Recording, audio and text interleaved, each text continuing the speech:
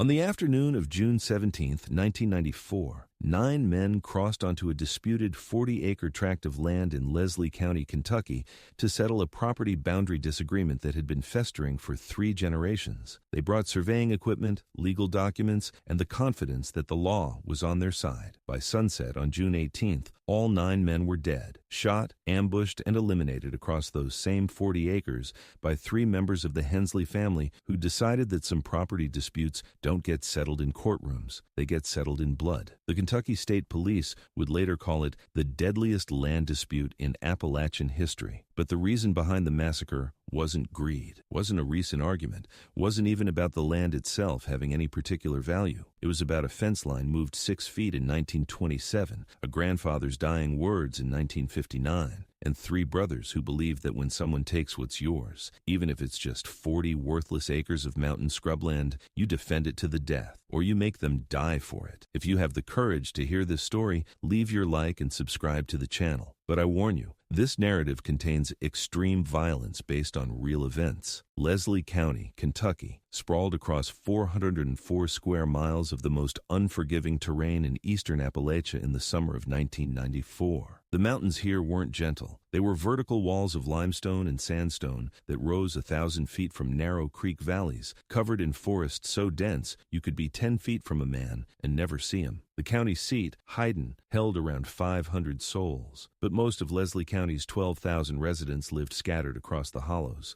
up places like Hell Creek, Thousand Sticks, and Cutchin Creek, where families had been since before the Civil War, living on land their ancestors had claimed through nothing more than building a cabin and staying alive long enough to call it theirs. June in Leslie County meant temperatures hitting 89 degrees by afternoon, humidity so thick your clothes were soaked through by 10 a.m. The air smelled like honeysuckle and wild roses and the green living scent of forest in full summer. At night, when temperatures dropped to 65, fog rolled up from the creeks and turned the hollows into bowls of white mist where sounds echoed strange. Sometimes you'd hear a conversation 2 miles away, sometimes you wouldn't hear a truck until it was right behind you. But 1994 was a desperate year for Leslie County. The coal industry that had sustained these mountains for a century was in its final death throes. Mines that had employed thousands in the 1960s now sat abandoned, their tipples collapsing, their company towns turning to ghost settlements where only the elderly remained. Unemployment hovered around 41%, highest in Kentucky, one of the highest in the nation. Men who'd spent their entire adult lives underground now had nothing. No jobs, no prospects, just black lung disability checks that barely covered groceries,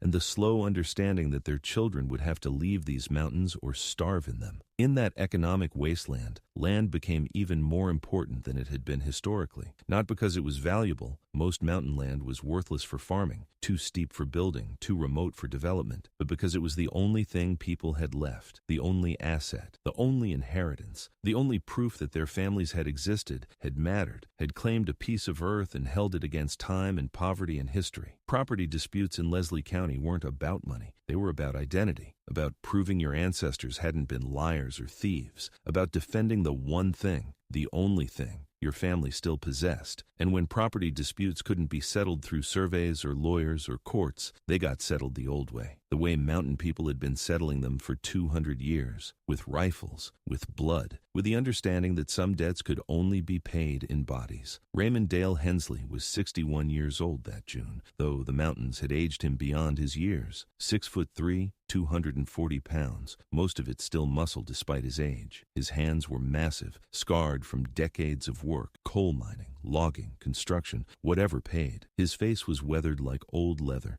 deep lines carved around his eyes and mouth. A thick gray beard covered the lower half of his face. His eyes were pale blue, the kind that looked through you rather than at you. He walked with a slight limp, legacy of a roof fall in the mines in 1973 that had shattered his left ankle in 6 places. The doctors had put him back together with pins and screws, told him he'd never work again. Raymond had been back in the mines 4 months later, limping but working, because men like Raymond Hensley didn't know how to do anything else. Every morning, Raymond woke at 5:15 a.m. in the house his grandfather had built in 1923, made coffee in a percolator so old the bottom was worn thin, and sat at his kitchen table reading from a Bible his mother had given him in 1953. He'd read one chapter, drink his coffee black and bitter, then step outside to watch the sun come up over Greasy Creek Ridge. He'd smoke one cigarette, unfiltered Camel, rolled so tight it lasted 20 minutes, and survey his land, the 127 acres that had been in the Hensley family since 1881. The land his great-great-grandfather Elijah Hensley had claimed during Reconstruction, cleared by hand, defended against claim jumpers and revenue agents and anyone else who thought they could take it. Raymond had two younger brothers who lived on adjacent parcels of the family land. Curtis Wayne Hensley, 58, built thick and solid like a concrete pillar, 6'1", 220 pounds, with hands that could crush walnuts and a temper that had gotten him in trouble since childhood. Curtis had done 2 years in state prison in the early 1960s for assault. Bar fight that went too far, man ended up with a fractured skull. Curtis had come out of prison harder, quieter, more dangerous, married twice, divorced twice, no children, just him and his dogs living in a trailer on 40 acres of Hensley land, working odd jobs, keeping to himself, and nursing grudges that went back decades. James Robert Hensley, 55, the youngest brother and the smartest, had graduated high school, rare for his generation in Leslie County, and had even taken some community college classes before money ran out. 6 foot even, lean and ropey, with muscle built from physical labor. James had worked as a surveyor's assistant for a while in the 1970s,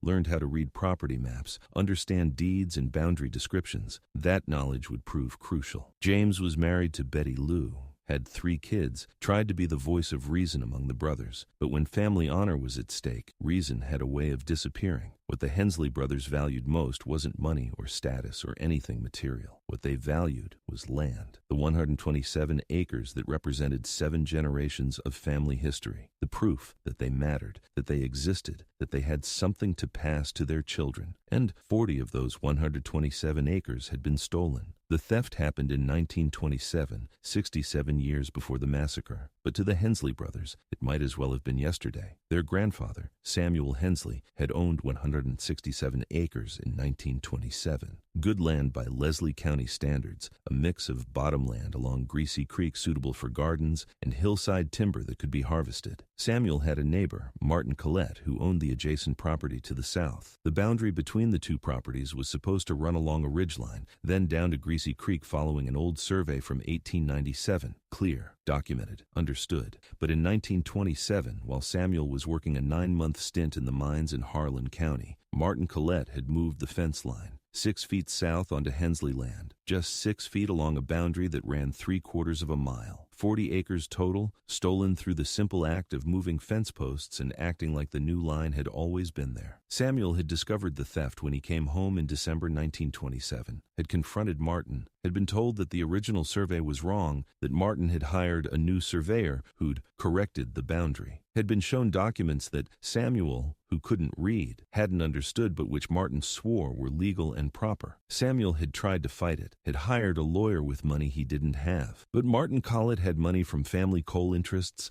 had connections to the county government, had the resources to bury Samuel in paperwork and legal fees until Samuel gave up. The case had dragged on for 3 years. By 1930, in the depths of the Depression, Samuel couldn't afford to keep fighting. The boundary stayed where Martin had moved it. 40 acres of Hensley land became Collette land through nothing more than fraud, money, and corrupt officials. Samuel Hensley had carried that theft for the rest of his life, had told his children about it, had made them promise never to forget, had died in 1959 with his final words being, "Don't let them keep what they stole. Get our land back. Make the Collettes pay." Raymond had been 26 when his grandfather died, had held the old man's hand and made that promise, had sworn he'd get the land back, had sworn the Collettes would pay for what they'd stolen. 35 years later, Raymond still hadn't fulfilled that promise. The land remained in Collette hands, passed down through inheritance just like the Hensley land had been.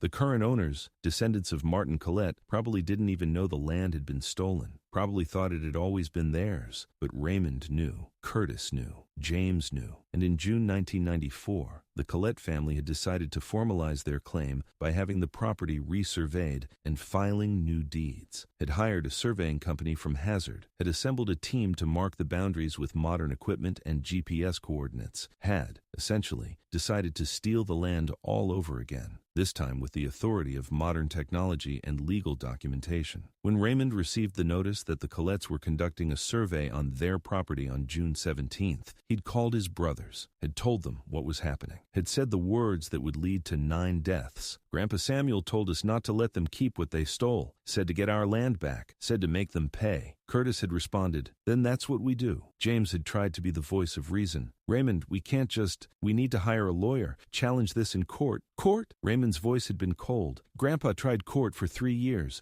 lost everything. They stole our land once, through lawyers and paperwork. They're not doing it again. So what are you suggesting?"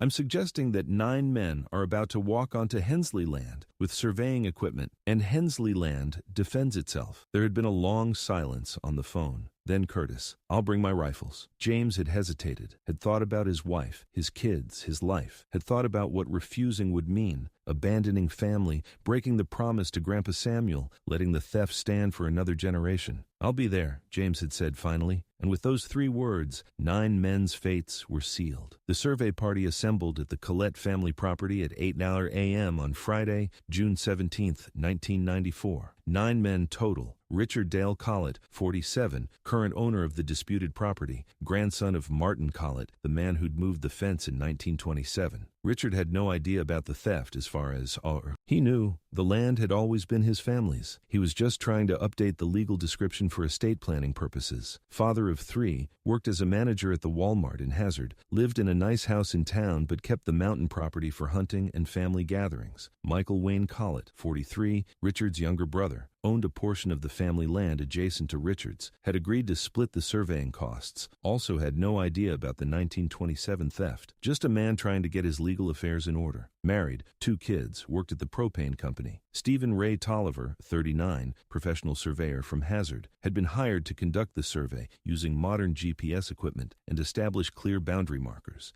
He'd done hundreds of surveys in eastern Kentucky, had never had trouble, had no idea this one would be different. Married, 4 kids, mortgage, just trying to make a living doing technical work. James Franklin Morrison, 32, Stephen's assistant surveyor, learning the trade, working toward his certification, had a pregnant wife at home, baby due in August. This was supposed to be a routine job, a day in the mountains, good pay, home by sunset. Bobby Lee Harrison, 44, Collett family friend who'd volunteered to help carry equipment and clear brush, had known Richard since high school, was just helping out as a favor. Worked at a sawmill in Hyden, lived in a trailer on Laurel Creek, had 5 kids ranging from age 6 to 19. David Eugene Frazier, 51, another family friend, owned land adjacent to the Collette property, wanted to establish his boundaries too while the surveyor was there. Farmer, raised tobacco and some beef cattle, quiet man who minded his own business and expected others to mind theirs. Timothy Scott Baker, 28, David's son-in-law. Married to David's daughter Sarah, father of 2 toddlers, had come along to help his father-in-law. Worked at the post office in Hyden, was saving money to buy his own property someday. Kenneth Ray Bowling, 55, local man who did odd jobs, had been hired by the Collettes to help clear sight lines for the survey, needed the money, had been unemployed since the mine closed in 1991. Wife was sick, medical bills piling up. This was 2 days of work that would keep the electric company from disconnecting service. Frank Joseph Napier, 34, another hired hand, also unemployed, also desperate for money, father of 3, living with his parents because he couldn't afford rent. This survey job was the first money he'd seen in 2 months. 9 men.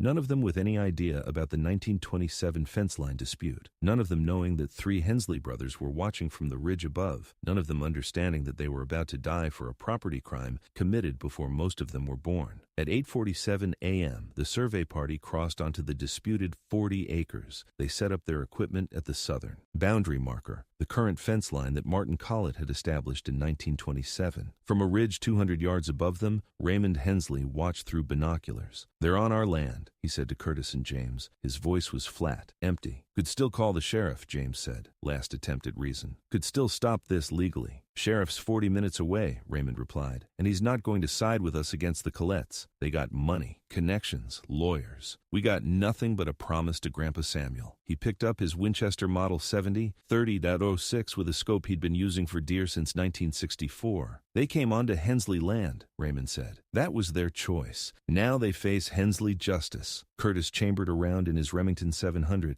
said nothing, just waited. James picked up his Marlin 308, hands shaking slightly, knowing that the next few minutes would destroy everything, his family, his life, any hope of normalcy, but also knowing he couldn't abandon his brothers, couldn't break the promise to Grandpa Samuel. Below them, completely unaware, 9 men began measuring boundary lines that had been established through theft 67 years earlier. The first shot came at 9:03 a.m. Stephen Ray Tolliver was setting up the GPS receiver when Raymond's first shot hit him. The 30-06 round entered just below his left shoulder blade, punched through his lung, and exited through his chest. Stephen fell forward over the surveying equipment, knocking the GPS receiver into Greasy Creek. For 3 seconds, nobody moved, just stood there, stunned, trying to understand what had just happened. The sound of the gunshot echoed across the hollow. Birds exploded from trees. The smell of gunpowder drifted down on the morning breeze. Then, Richard Collette screamed, "Jesus Christ! Stephen's been shot! Someone's shooting at us!" The 9 men scattered. Some dove behind trees. Some ran for the vehicles parked a quarter-mile away. Some just froze, paralyzed by terror and confusion. The second shot came from Curtis's position, 40 yards east of Raymond. Caught Bobby Lee Harrison as he was running for cover, hit him in the back, severed his spine. Bobby went down like his legs had been cut out from under him, fell face first into the leaf litter, paralyzed from the waist down, still conscious, screaming. "They're above us!" Michael Collett yelled. "On the ridge! Multiple shooters!" He pulled out a cell phone, one of the new mobile phones that barely worked in the mountains. Tried to dial 911. No signal. The hollow was too deep, the ridges too high. James Morrison, the surveyor's assistant, had made it behind a large oak tree. He was hyperventilating, tears streaming down his face, thinking about his pregnant wife, about the baby due in August, about how he was going to die in these mountains over a property line he knew nothing about. David Frazier was a hunter, had been hunting these mountains for 30 years. He understood immediately what was happening. Ambush, high ground, multiple shooters with rifles. They were in a kill zone with no cover and no way out. "Run!" he yelled. "Scatter! Don't group up! Get to the vehicles!" The third shot from James Hensley's 308 hit David as he was trying to move to a better position, caught him in the throat. David fell, clutching his neck, blood pumping between his fingers. His son-in-law Timothy saw it happen, saw his wife's father dying 10 feet away, couldn't process it, couldn't move, just stood there frozen. The fourth shot took Timothy. Curtis had switched targets. The Remington round hit Timothy in the chest, knocked him backward. He was dead before he hit the ground. Kenneth Ray Bowling had made it almost to the tree line, almost to safety, was running as hard as his 55-year-old legs could carry him, thinking about his sick wife, about the electric bill, about how he'd taken this job for $50 a day and was going to die for it. Raymond's second shot caught him at 150 yards. Running target, moving through brush. Raymond had been shooting deer in these mountains for 40 years. This was no different. Kenneth went down in the underbrush, hit in the lower back, kidney shot. He was still alive, still conscious, but couldn't move his legs. Lay there crying, asking God why, bleeding out slowly into the mountain soil. 5 men down in under 2 minutes, 4 dead or dying, 1 paralyzed. The remaining 4, Richard Collett, Michael Collett, James Morrison, and Frank Napier, had made it to a small draw that offered some concealment. They huddled together, breathing hard, covered in sweat and terror. "Who the hell is shooting at us?" Frank gasped. "Has to be the Hensleys," Richard said. His voice was shaking. "This is the disputed property. My grandfather told me there'd been some trouble with the boundary back in the 20s, but Jesus, I thought that was ancient history." "Ancient history just killed 5 people," James Morrison was crying. "We need to get out of here. We're pinned down." Michael interrupted. "They've got high ground. They've got rifles. They've got us in the open. We try to run. We die. We stay here. We die," Frank said. They were right on both counts. From the ridge, Raymond surveyed the field through his scope. 5 down, 4 hiding in the draw. He knew exactly where they were, had hunted these woods his entire life, knew every draw and hollow and hiding spot. "Curtis, you got the east approach covered?" "Yeah." "James, you got west?" "Yeah." James's voice was hollow. He'd just killed a man, had watched him fall, had seen the life go out of him, was trying not to throw up. "I'll take the draw," Raymond said. "They think they're hidden. They're not." He moved along the ridge, shifting position to get a better angle on the draw. took his time. No hurry. The four men weren't going anywhere. Their vehicles were a quarter-mile away, across open ground. They'd die if they ran. They'd die if they stayed. The outcome was determined. This was just procedure now. At 9:17 a.m., Raymond had his angle. Could see into the draw where the four men were huddled. He sighted on Richard Collette, the landowner, the man who'd hired the survey, the grandson of the thief who'd stolen Hensley land. "This is for Grandpa Samuel," Raymond whispered. He pulled the trigger. The shot hit Richard in the head, killed him instantly. His body slumped against his brother Michael, who screamed and tried to scramble away. The second shot, James's, hit Michael in the back as he was crawling. Another spine shot. Michael collapsed, paralyzed like Bobby Lee Harrison, alive but unable to move. James Morrison broke, just completely broke. Stood up, hands raised, screaming, "Please, please, I've got a wife. She's pregnant. Please don't kill me." "Should have thought about that before you came onto my land," Raymond said. Quiet, matter of fact. The shot took James in the chest. He fell backward, hands still raised, life leaving his eyes before his body hit the ground. Frank Napier was the last one alive in the draw, had seen 7 men die in 14 minutes, had watched his only chance of survival disappear, had 3 kids at home who'd grow up without a father. His parents would have to bury him. His wife would have to explain to 3 children why Daddy wasn't coming home. He didn't run, didn't beg, just closed his eyes and waited. The shot came from Curtis. Quick, professional. Frank never felt it. At 9:21 a.m., 18 minutes after the first shot,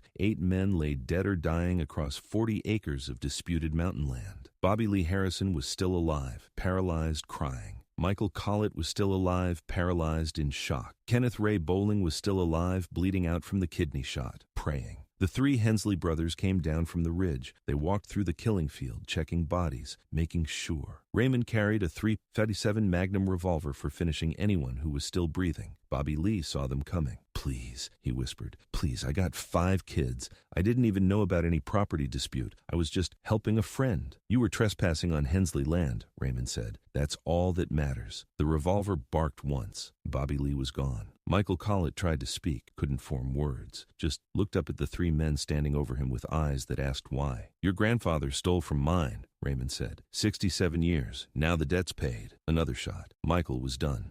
Kenneth Ray Bowling had already died by the time they reached him. Bled out alone in the underbrush, calling for his sick wife, 55 years old, killed over $50 a day, and a boundary line. At 9:34 a.m., June 17, 1994, 9 men lay dead across 40 acres of Leslie County mountain land. The 3 Hensley brothers stood among the bodies, rifles still in their hands, breathing hard, not from exertion, but from the realization of what they'd just done. "Grandpa Samuel can rest now," Raymond said quietly. "The land's defended. The debt's paid." Curtis nodded, said nothing. James was crying. "We just killed 9 people. 9 innocent people who didn't even know." "They weren't innocent," Raymond interrupted. "They came onto our land. They were helping the Collettes steal it again. They made their choice. They didn't know. Doesn't matter. Land is land. Blood is blood. The old law stands." They left the bodies where they'd fallen, walked back to Raymond's house, sat on the porch drinking coffee like it was a normal Friday morning, waiting for the consequences they knew were coming. The first 911 call came at 4:37 p.m. Sarah Baker, Timothy's wife, had called the sheriff's office.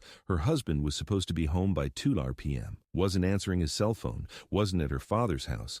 Nobody knew where the survey party was. Deputy Sheriff Mark Collins had driven out to the Collette property, found the vehicles still parked where the survey party had left them that morning. Called out, got no response. Found the survey equipment scattered near Greasy Creek. Found blood. Found a body. Stephen Ray Tolliver, the surveyor, called for backup. By 6 p.m., Leslie County Sheriff Thomas Price was standing in the middle of what would be called the worst mass killing in Leslie County history. 9 bodies, spread across 40 acres, all shot, all dead. The killing field was so large it took 4 hours just to locate all the bodies. Kentucky State Police arrived at 8:30 p.m., FBI at 10:45 p.m. because of the body count. 9 dead triggered federal jurisdiction. Detective Captain Robert Williams, 51, 28 years with Kentucky State Police, stood in the twilight looking at 9 body bags and feeling something he'd rarely felt in nearly 3 decades of law enforcement: rage. "This wasn't a dispute," he said to Sheriff Price. "This was an execution. Multiple shooters, high ground, ambush position. They never had a chance.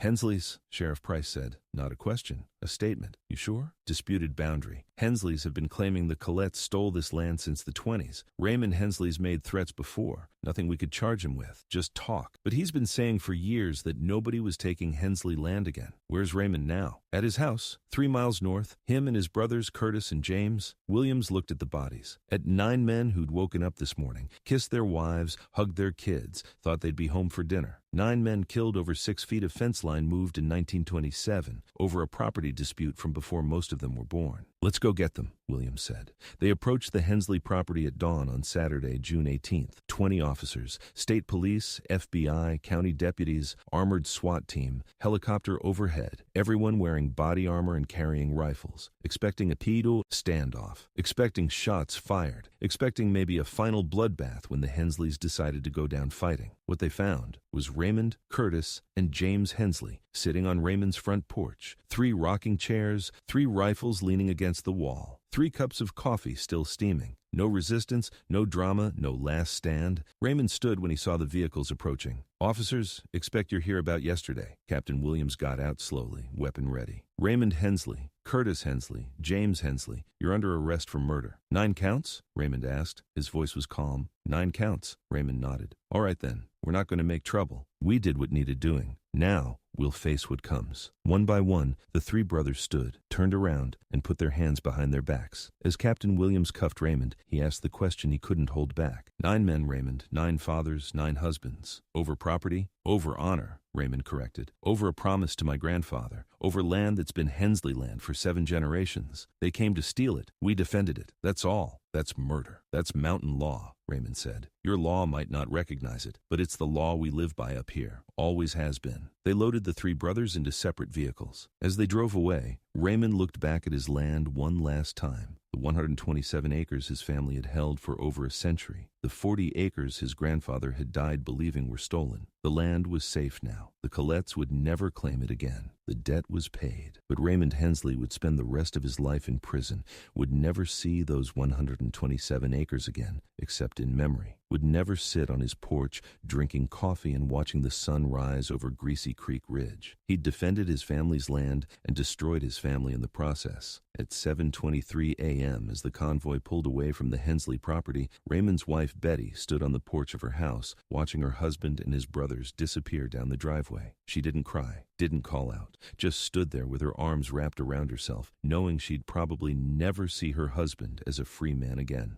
Behind her in the house, her children and grandchildren were waking up, asking where Uncle Curtis was, where Uncle James was, where Papa had gone with all those police cars. And Betty would have to explain that their family had just committed the worst mass murder in Leslie County history, over 40 acres of worthless mountain scrubland, over a fence line moved 6 feet in 1927, over a promise to a man who'd been dead for 35 years. The trial of Raymond Curtis and James Hensley began in November 1994 in a Lexington courtroom. Venue changed because finding an impartial jury in Leslie County was impossible. Everyone had an opinion, and half the county believed the Hensleys had been right to defend their land. 27 combined charges of first-degree murder. The prosecution had ballistics evidence matching the bullets to the brothers' rifles, had 9 bodies, had a clear timeline, had multiple pieces of evidence linking the 3 men to the crime. The defense, court-appointed attorneys from Louisville who were completely overwhelmed, attempted to argue property defense, claimed the brothers had been defending their land from trespassers, claimed the disputed boundary gave them legal right to use force. The prosecution destroyed that argument in under an hour. Property defense requires proportional force and immediate threat. These men weren't breaking into houses. They weren't threatening anyone with violence. They were conducting a legal survey on property that, disputed or not, had been recognized as Colette land for 67 years. And even if you believe the Hensleys had some claim to that land, you don't get to execute 9 people over a property line. You go to court, you hire lawyers, you file paperwork, you don't ambush civilians with hunting rifles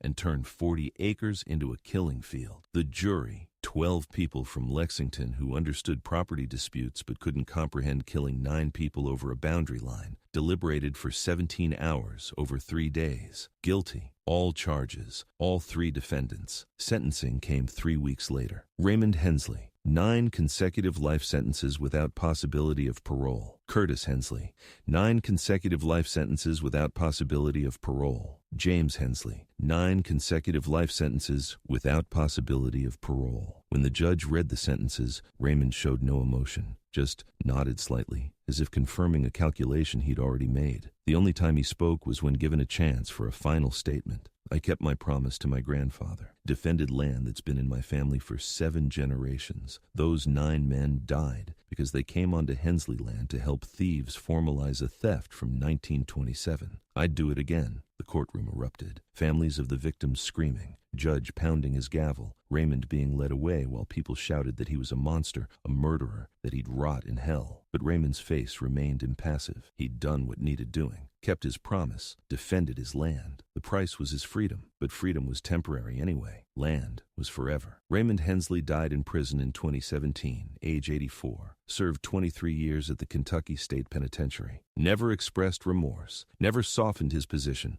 died believing he'd done the right thing. His last words, reported by a prison chaplain, "Tell my grandkids the land's theirs now. Tell them to never let anyone take it." Curtis Hensley remains incarcerated. He's 88 years old now in failing health, has been denied parole 4 times, will die in prison. James Hensley died of a heart attack in 2008, age 69, served 14 years. In his final years, he reportedly expressed regret, said he wished he'd refused to participate, but it was too late. His children never visit, change their last names, want nothing to do with the Hensley legacy. The 9 victims' families have never recovered. 9 widows, 23 children who grew up without fathers, dozens of grandchildren who never knew their grandfathers. Sarah Baker, Timothy's widow, gave birth to their son in August 1994, named him Timothy Jr. The boy is 30 years old now, never met his father, carries the weight of knowing his dad died over a property line. Kenneth Ray Bowling's wife died 6 months after the massacre. The medical bills and grief killed her. Their children scattered, left Kentucky, never came back.